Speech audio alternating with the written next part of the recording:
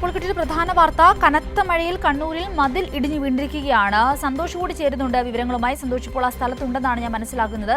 സന്തോഷ്, കനത്ത മഴയാണ്, മഴയെ തുടർന്നാണ് ഇപ്പോൾ ഈ മതിൽ ഇടിഞ്ഞു വീണിരിക്കുന്നതെന്ന് മനസ്സിലാകുന്നു. എവിടെയാണ് ഇത് സംഭവിച്ചിരിക്കുന്നത്? എന്തൊക്കെയാണ് വിവരങ്ങൾ?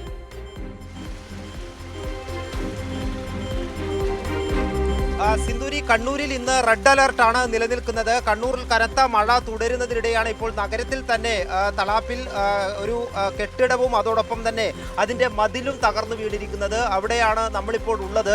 ഒരു പഴയ കെട്ടിടം ഇവിടെ ഈ LIC ബിൽഡിങ്ങിനോട് ചേർന്നുള്ള ഒരു പഴയ കെട്ടിടവും വലിയ ചുറ്റുമതിലുമാണ് ഈ കനത്ത മഴയിൽ തകർന്നു വീണിരിക്കുന്നത്. ഈ കെട്ടിടത്തിനകത്ത് ആൾതാമസമില്ല എന്നുള്ളതാണ് ഇവിടെയുള്ള സമീപവാസികൾ ഇപ്പോൾ അറിയിച്ചിരിക്കുന്നത്. വലിയ ശബ്ദത്തോടു കൂടി ഈ കെട്ടിടം തകർന്ന് വീഴുകയായിരുന്നു. ഇവിടെ ചില മെഷീൻസ് ഒക്കെ കാണുന്നുണ്ട്.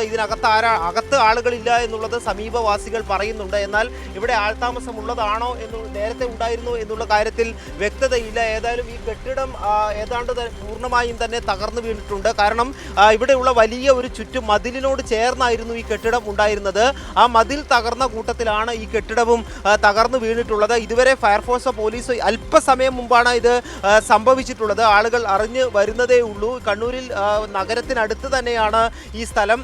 ഇവിടെ ഇപ്പോൾ ഒരു റോഡ്, അതായത് ഈ റോഡ് ഗതാഗതം ഉൾപ്പെടെ തടസ്സപ്പെട്ടിരിക്കുകയാണ്. റോഡിലേക്ക് തന്നെയാണ് ഈ മതിലും കെട്ടിടവും ഉൾപ്പെടെ തകർന്ന് വീണിരിക്കുന്നത്. ഫയർഫോഴ്സിനെ ഉൾപ്പെടെ വിവരം അറിയിച്ചിട്ടുണ്ട്. അതിനോടൊപ്പം തന്നെ ഈ ഇലക്ട്രിക് ലൈനും പോസ്റ്റുകളും എല്ലാം തന്നെ നിലംപതിച്ചിട്ടുണ്ട്. വലിയ ഒരു അപകടമാണ് ഒഴിവായത് എന്ന് പറയേണ്ടി വരും. കാരണം വാഹന ഗതാഗതം നടക്കുന്ന, വാഹനം പോകുന്ന ഒരു റോഡാണിത്. ആ സമയത്ത് ഭാഗ്യത്തിനിവിടെ വാഹനങ്ങൾ ഉണ്ടായിരുന്നില്ല എന്നുള്ളത് തന്നെയാണ്. അതുകൊണ്ട് തന്നെയാണ് വലിയ അപകടം ഒഴിവായത്. സാധാരണഗതിയിൽ വാഹനങ്ങൾ തുടർച്ചയായി പോകുന്ന ഒരു റോഡാണിത്. ഇത് കനത്ത മഴയും അതോടൊപ്പം തന്നെ വിദ്യാഭ്യാസ സ്ഥാപനങ്ങൾക്ക് അവധിയുമെല്ലാം ആയതുകൊണ്ട് തന്നെ ഈ വാഹനങ്ങളെല്ലാം ഇന്ന് റോഡിൽ കുറവാണ്. അതുകൊണ്ട് തന്നെയാണ് വലിയൊരു അപകടം ഒഴിവായത്. ഏതായാലും ഈ കെട്ടിടം തകർന്നു വീണ് നമുക്ക് കാണാൻ ഒരു ഭാഗം പൂർണ്ണമായും ഈ കെട്ടിടം ചുറ്റുമതിനോടൊപ്പം തന്നെ തകർന്ന് റോഡിലേക്ക് നിലംപതിച്ചിട്ടുണ്ട്. ഇവിടെ പ്രദേശവാസികൾ പറയുന്നത് ഇപ്പോൾ നിലവിൽ ആൾതാമസം ഇല്ല എന്നുള്ളതാണ് പ്രദേശവാസികൾ ഉൾപ്പെടെ പറയുന്നത്. ആളുകളൊക്കെ കാര്യങ്ങൾ ഈ വലിയ ശബ്ദം കേട്ടാണ് ആളുകൾ ഇങ്ങോട്ടേക്ക് ഈ സമയത്ത് വന്നു നോക്കിയത്. എന്താണ് ഇവിടെ സംഭവിച്ചത്? ഞാൻ ആ ബിൽഡിങ്ങിൽ പണിയെടുക്കുന്ന ആളായിരുന്നു. പെട്ടെന്നൊരു സൗണ്ട് കേട്ടിട്ട് ഞാൻ ഇങ്ങോട്ടേക്ക് വന്നതാണ്. വന്ന് നോക്കുമ്പോൾ ഇവിടുന്ന് ഭയങ്കര പുകയെല്ലാം കൂടുന്നിട്ട് പോയി. ആളുകൾ അതിൻ്റെ ഉള്ളിൽ പെട്ടിനോ നമുക്ക് പറയില്ല. അതിനാൽ മഴയാണ് വന്നത്. അതിപ്പോൾ എന്താണെന്നുള്ളത് ഇപ്പോൾ ഏറ്റവും പെട്ടെന്ന് കോർപ്പറേഷൻ അധികൃതർ വന്നിട്ട് അത് വേഗം മാന്തിയിട്ട് നോക്കണം. അതെന്താണെന്ന് ആരെയും പെട്ടിനോ ഇല്ലെന്ന് പറയാൻ പറ്റില്ല. വാഹനങ്ങൾ വലിയ അപകടമാണ് ഒഴിവാക്കി കിട്ടുന്നത്. എന്ന് വെച്ചാൽ വാഹനം പരമാവധി ഇതിലോട്ട് ആ ഹോട്ടലിലും മറ്റുള്ള ബാങ്ക്, കർഷക ബാങ്ക് അതെല്ലായിട്ടുള്ള നിരവധി വാഹനങ്ങൾ പോയി വരികയും ചെയ്യുന്ന സ്ഥലമായിരുന്നു. അതിന് ഞാൻ സൗണ്ട് കേട്ടിട്ട് വന്ന ആളാണ്. പക്ഷെ എന്നാൽ അവിടെ സർവീസ് സെൻ്ററിൽ പോയി ചോദിച്ച ഒരാളാരും ഇല്ലയെന്നാണ് പറഞ്ഞത്.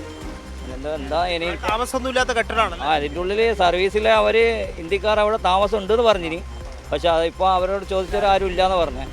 ഇനിയിപ്പോൾ ഇതൊന്നും പ്രത്യേകിച്ച് ഇതിലൂടെ നടന്നു പോകുന്ന ഫുട്പാത്ത് പോലത്തെ സ്ഥലമാണ്. ആരും നടന്നു പോകുമ്പോൾ അതിൽ പൊട്ടിനോ എന്നൊന്നും പറയാൻ പറ്റില്ല സ്ഥലമാണ്. ഇഷ്ടമായ ഉയരത്തിലാണ് കല്ല് മൊത്തം കടിക്കുന്നത്. എത്രയും പെട്ടെന്ന് അത് വേഗം മാന്തിട്ട് എന്തെങ്കിലും ഉണ്ടോ എന്നുള്ളത് സ്ഥിരീകരിക്കേണ്ടത്.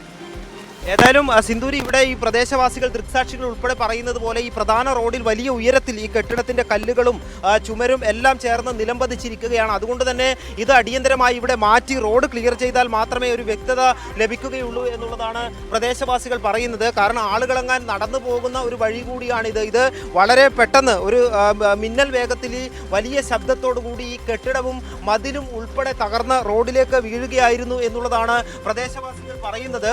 പക്ഷേ അവിടെയുള്ള അതിന് തൊട്ടടുത്തൊരു സർവീസ് സെൻ്റർ ഉണ്ട്. ആ മുകളിൽ നിൽക്കുന്ന ആളുകൾ, സർവീസ് സെൻ്ററിനോട് ചേർന്നുള്ളവരാണ്.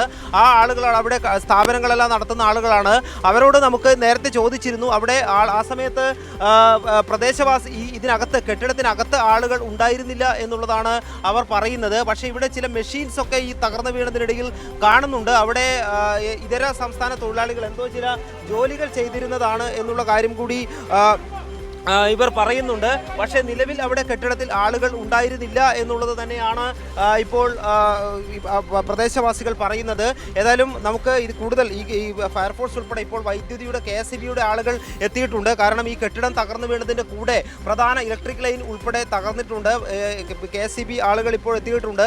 അതേസമയം തന്നെ ഇനി ഫയർഫോഴ്സിന് ഉൾപ്പെടെ വിവരം അറിയിച്ചിട്ടുണ്ട്. ഫയർഫോഴ്സ് എത്തി ഈ ഒരു കല്ലുകളെല്ലാം മാറ്റി തകർന്നു വീണ കെട്ടിടത്തിൻ്റെ അവശിഷ്ടങ്ങളെല്ലാം മാറ്റേണ്ടതുണ്ട്. ഏതായാലും കനത്ത മഴ കണ്ണൂരിൽ തുടരുന്ന സാഹചര്യം തന്നെയാണ് ഉള്ളത്. ഇന്ന് അതിതീവ്ര മഴ മുന്നറിയിപ്പാണ് കണ്ണൂരിൽ ഉള്ളത്.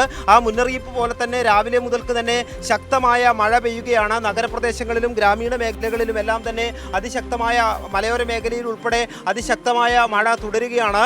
ഈ മഴ തുടരുന്നതിന് ഇടെയാണ് ഏതാണ്ട് ഒരു അരമണിക്കൂർ മുമ്പാണ് ഈ കണ്ണൂർ നഗരത്തോട് ചേർന്നുള്ള തളാപ്പിലേക്ക് പോകുന്ന വഴിയിലുള്ള ഒരു പ്രധാന റോഡിനോട് ചേർന്നുള്ള ഈ കെട്ടിടവും പഴയ കെട്ടിടവും മതിലും ഉൾപ്പെടെ തകർന്ന് റോഡിലേക്ക് പതിച്ചിരിക്കുന്നത്. സിന്ദൂരി. ശരി, വ്യക്തമാണ് സന്തോഷ്. സന്തോഷ് പറഞ്ഞുകൊണ്ട് തന്നെ തലനാരിടയ്ക്ക് ഒരു അപകടം മാറിപ്പോയ കാഴ്ചയാണ് കാണുവാൻ സാധിക്കുന്നത്. അവധി ആയതുകൊണ്ടും ആ സമയത്ത് അതുവഴി വാഹനങ്ങൾ പോവാത്തത് കൊണ്ടും മാത്രമാണ് ഒരു വലിയ അപകടം ഒഴിവായിരിക്കുന്നത്. മതിൽ ഇടിഞ്ഞു വീഴുകയും അതിനോടൊപ്പം മതിലോട് ചേർന്ന് നിന്നിരുന്ന കെട്ടിടവും കൂടി ഇടിഞ്ഞു വീഴുകയായിരുന്നു.